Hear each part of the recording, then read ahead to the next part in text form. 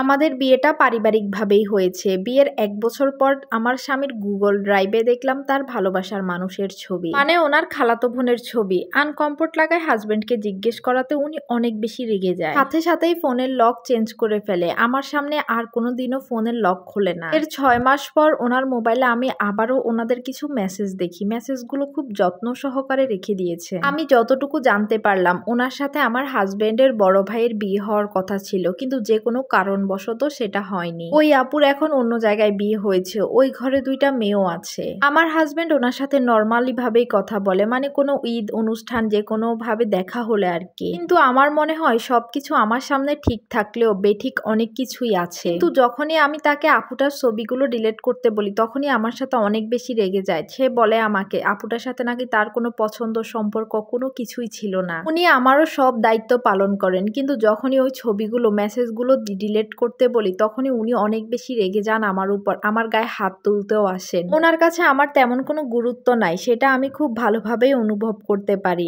আমার হাজবেন্ড হচ্ছে ঢাকায় খুব ভালো একটা জব করেন। ওনাকে অফিস থেকে ফ্ল্যাট দিয়েছে বিয়ের আগেই, কিন্তু উনি একা থাকেন, আমাকে নেন না। আমাকে পড়াশোনার বাহানায় অন্য একটা শহরে মেসে একা রেখেছেন। ওনার কাছে নিয়ে যেতে বললে খুব রাগারাগি করেন। আমার শাশুড়িও সবকিছু জেনে শুনে ছেলের সাথে একমত, আমাকে ছেলের থেকে দূরে রাখতে চায়। আমার শাশুড়িও কেন যে এমন করে আমার সাথে সেটাই বুঝি না। কাউকে ভয় কিছু বলতেও পারি না। আমি দেখতে শুনতে মাশাআল্লাহ অনেক সুন্দর, আমার ফ্যামিলিও অনেক ভালো, তারপরও কেন যে এমন করে আমার সাথে। এখন তো মাঝে মাঝে আমার দম বন্ধ লাগে। আমার হাজবেন্ডও প্রয়োজনের বাহিরে একটা কথাও আমার সাথে বলেন না। আমরা স্বামী স্ত্রী কখনো একসাথে বসে একটু গল্প করিনি, চা খাইনি। উনি মানে প্রয়োজন ছাড়া আমার সাথে কথাও বলেন না। আমি অনেক ইমোশনাল হয়ে ওনাকে বলেছিলাম যে একা আমি আপনাকে ছাড়া একটা শহরে থাকতে ভালো লাগে না, আমাকে আপনার কাছে নিয়ে যান। উনি কোনোভাবেই রাজি হয় না। তারপর এভাবেও বলেছিলাম যে আপনি তো একা থাকেন, রান্না বান্না করে খেতে অসুবিধা হয়, আমি গিয়ে আপনাকে না হয় রান্না বান্না করে খাওয়াবো, আপনারও সুবিধা হবে, অফিস করতে ভালো লাগবে। ওনার কাছে এসব বললে উনি খুব রেগে যায়। আমি অনেকবার অভিযোগ করেছি, কিন্তু কোনো লাভ হয়নি। উনি আমাকে এভাবেও বলেছেন যে থাকলে থাকো, না থাকলে চলে যাও, তুমি যদি থাকতে চাও তাহলে এভাবেই থাকতে হবে। আচ্ছা,